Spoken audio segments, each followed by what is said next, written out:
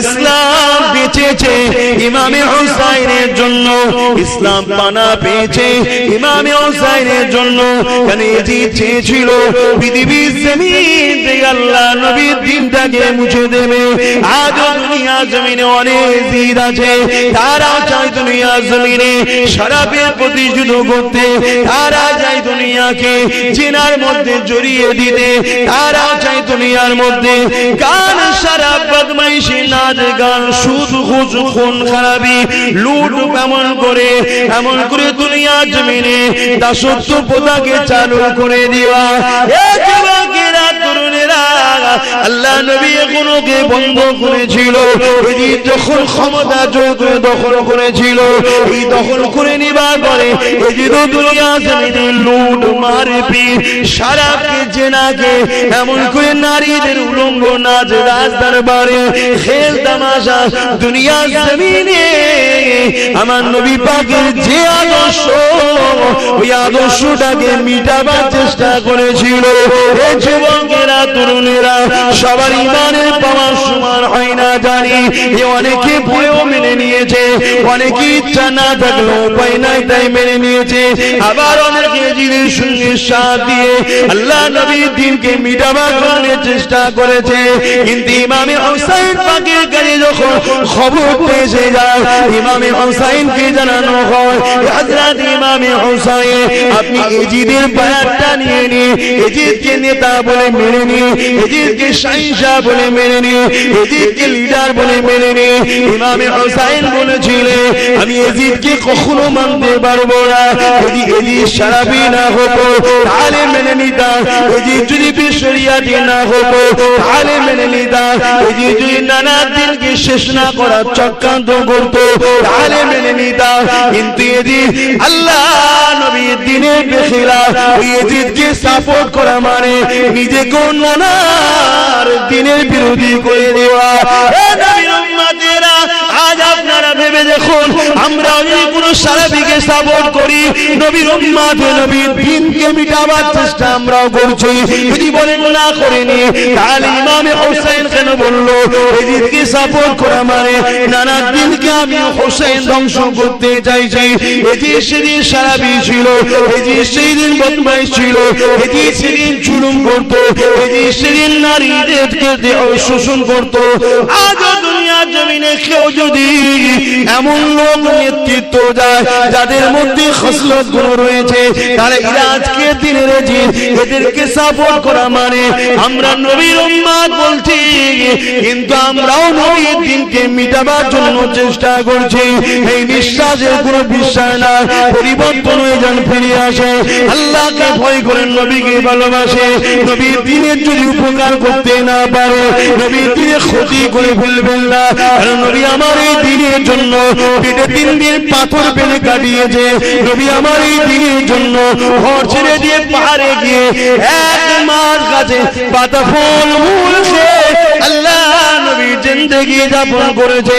নবী আমার এই দিনের জন্য নিজের পরিবারকে কুরবানি করে দিয়েছে। সেই নবীর দিনকে ক্ষতি করে ফেলবেন না, তাহলে দুনিয়া তো আল্লাহ লাঞ্ছিত অপমানিত বেইজ্জতি করবে, আর আখিরাতে আল্লাহ পাক পাপগুলোকে উপরে দিয়ে করে দিয়ে জমিনে দিয়ে মাথা করে বেইজ্জতির সঙ্গে জাহান্নামে দেবে। আর দুনিয়া জমিনে যদি একটু কষ্ট করে নবীর দিনের পক্ষে থাকতে পারে, অবশ্যই আল্লাহ পাক কিয়ামতের দিনে ইমামে হুসাইনের কাতারে আল্লাহ পাকের জান্নাতটা দিয়ে দেবে।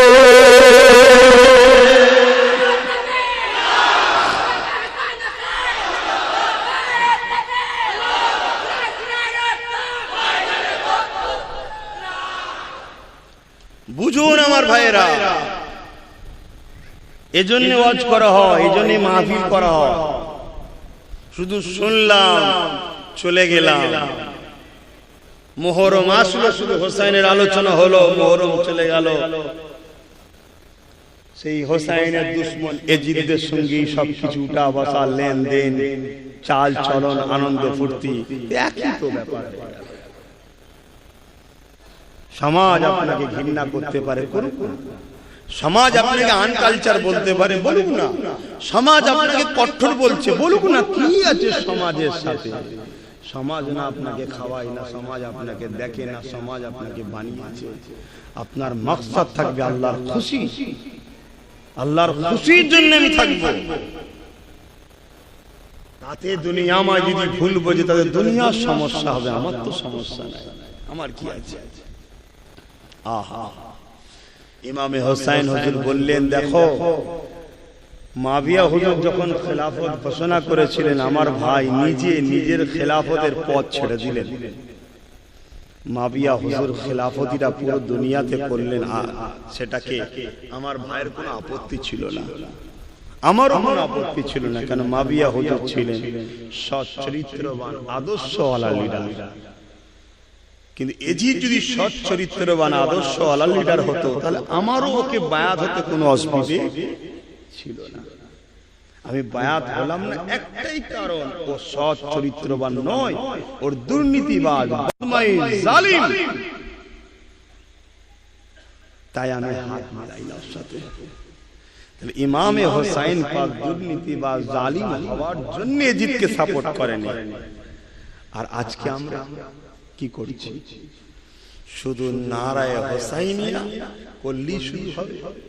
ভেবে দেখুন আমাদের চলন কোথায়। মদ পৃথিবী থেকে মুছা হলো রাসূলের মিশন। সুদ ঘুষ পৃথিবী থেকে মুছা হলো রাসূলের মিশন। মানুষকে দাসত্ব শিকল ভেঙে দিয়ে আজাদ করে দিবার নাম হলো রাসূলের মিশন। মানুষ এক আল্লাহর দাসত্ব করবে, এটা হলো রাসূলের মিশন। গরিবের পেটে ভাত থাকবে, গরিবের উপরে জুলুম হবে না, এটা হলো নবীর মিশন। মা বাপের সম্মান থাকবে, এটা হলো রাসূলের মিশন। নবী এটা করেছিলেন। আর আজকে আমরা যদি এর বিরুদ্ধে যাই, আর আমরা যদি বলি নবীর উম্মত, কিয়ামতের দিন ঠকবো না? ঠকবো না? ঠকে যেতে হবে। অতএব বুঝতে হবে এগুলোকে, না বুঝলে বরবাদ হয়ে যাবে। জলসা অনেক হচ্ছে ভাই, জলসা অনেক হচ্ছে। আর যদি আমরা ইমামে হোসেন পাকের দিকে একটু তাকাই, তিনার শিশুবেলা জিন্দেগিটা যদি একটু আমরা দেখি, অবাক হয়ে যাবে ইমামে হোসেনের শিশুবেলার জিন্দেগি কেমন ছিল।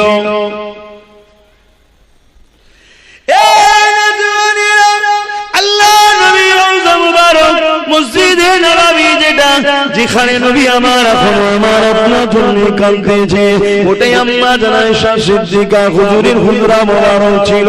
আল্লাহ নবী নববী শরীফের সামনে হযরত আলী হুজুরের ঘর ছিল, যেখানে খাতুনে জান্নাত থাকতেন ইমামে হাসান হোসেনকে নিয়ে। যখন ইমামে হাসান হোসেন কাঁদতেন, নানা জান নবী মুহাম্মদ রাসূলুল্লাহ তাআলা আওয়াজ চলে আসতো।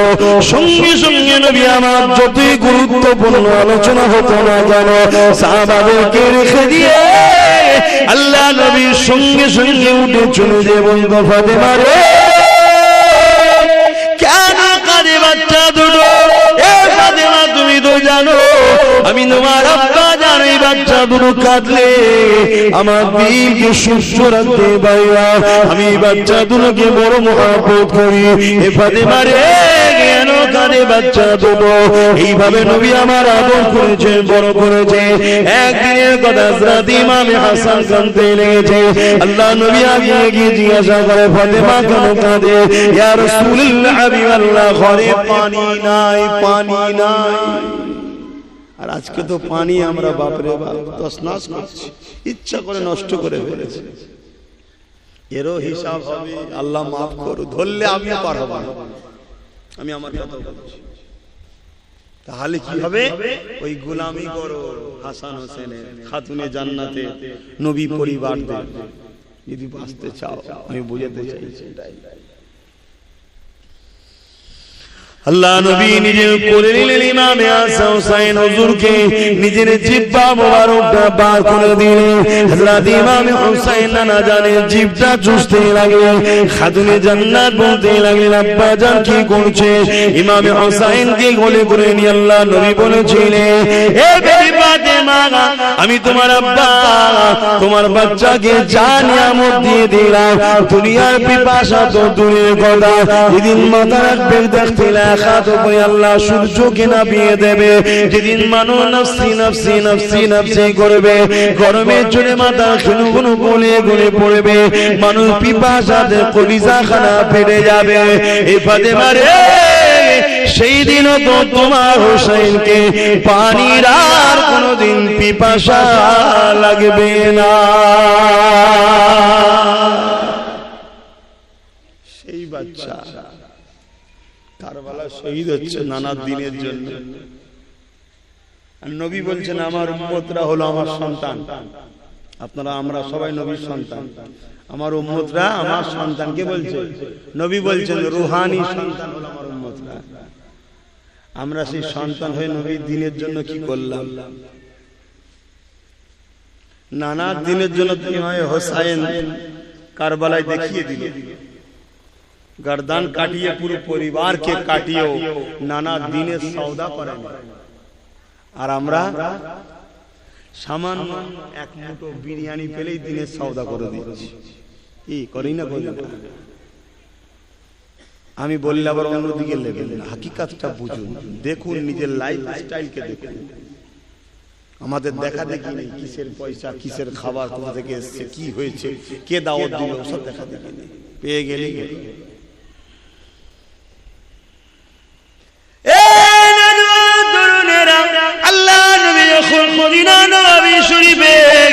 এমন করে নবী আমার বসে থাকতেন, আল্লাহ নবী কোন কাজ একা আল্লাহ ধ্যানে রয়েছে, নবী আমার বসে রয়েছে।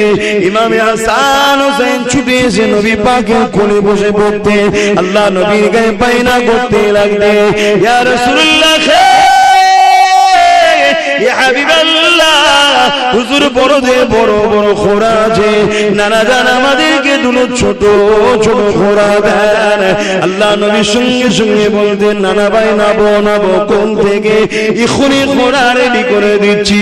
আহারে দুরজানের সুলতান দেখুন, সঙ্গে সঙ্গে মদিনা নববী শরীফের চাতানেতে হামাগুড়ি দিয়ে দিয়ে বলতেন, খোরা রেডি, উঠে বড়।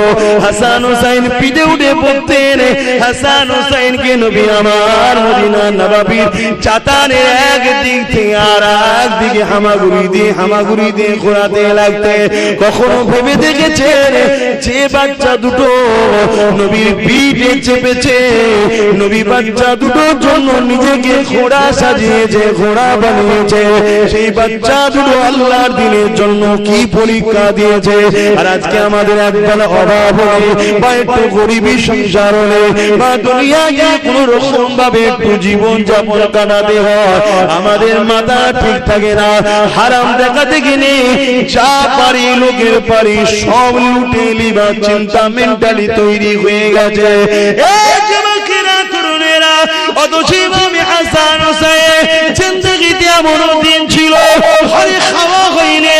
আল্লাহ নবীর নওয়াজ ইমামে হাসান হোসেন 3 দিন খাইনে, হযরত আলী 3 দিন খাইনে, হযরত খাতুনে জান্নাত 3 দিন খাইনে। এমন অভাবী সংসার ছিল, তথাপিও তিনারা কোনদিন আল্লাহর কাছে অভিযোগ দেয়নি, তিনারা সর্বসময় শুকরিয়া আদায় করতে পিছ পায়নি। একদিন হযরত আলী বলতে লাগলো, হে খাতুনে জান্নাত, খবর পেলাম তোমার আব্বা জানের কাছে কেউ একজন বকরি খাসি নজরানা দিয়েছে, যাও ওটাকে যে নিয়ে আসো, ওটাকে নিয়ে তাহলে আমাদের সংসারটা হয়ে যাবে, আমরা ওটাকে জবাই করে পরিবারে খাবো। কয়েকদিন খোদার আমরা রয়েছে। হযরত খাতুনে জান্নাত চলে গেলে আব্বাকে গিয়ে সালামটা দিয়ে বললে, আপনার জামাতা আলী বলেছে একটা নাকি কেউ নজরানা দিয়েছে, হুজুর আমাদের কয়েকদিন খাওয়া হয়নি, যদি বকরি খাসিটা দিতেন আমরা হাসান হোসেন আমি আর আপনার জামাতা মিলে একটু খেতাম। আল্লাহ নবী বলেছিলেন, ফাতেমা রে, তুমি কি বকরি নিতে চাও? আমি মুহাম্মদ কিছু দোয়া শিখাবো, ওই দোয়াটা আমল করলে আল্লাহ তোমাকে আরো ভালোবাসবে, আল্লাহর ওই নৈকট্য পেয়ে যাবে। কোনটা নিতে চাও? হযরতে খাতুনে জান্নাত কয়েকদিন খোদার্ত, নিজে স্বামী খোদার্ত, দুটো ছোট ছোট বাচ্চা খোদার্ত, সব ভুলে গেলেন। ভুলে গিয়ে বললেন, আব্বা আমি আমার আল্লাহকে পেতে চাই।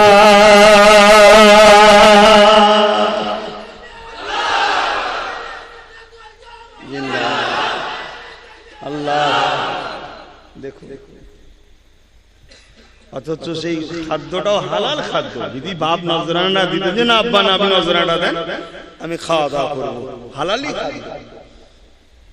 আর আমাদের কারো বাড়ি খাবার অভাব নেই, শুধু ঠাট বাট শখ শান্তি করার জন্য ফ্রিতে কিছু পাওয়া যায়, সেই নিয়ে ব্যস্ত। আমি মাঝে মাঝে একটু ধরাচ্ছি, কষ্ট হচ্ছে না? মনে বেজাল নিচ্ছে, আমি কারণ নাম ধরে বলছি। আমাদের চলার পথে তো ভুল হয়ে যাচ্ছে, শুধরাতে হবে সেগুলোকে।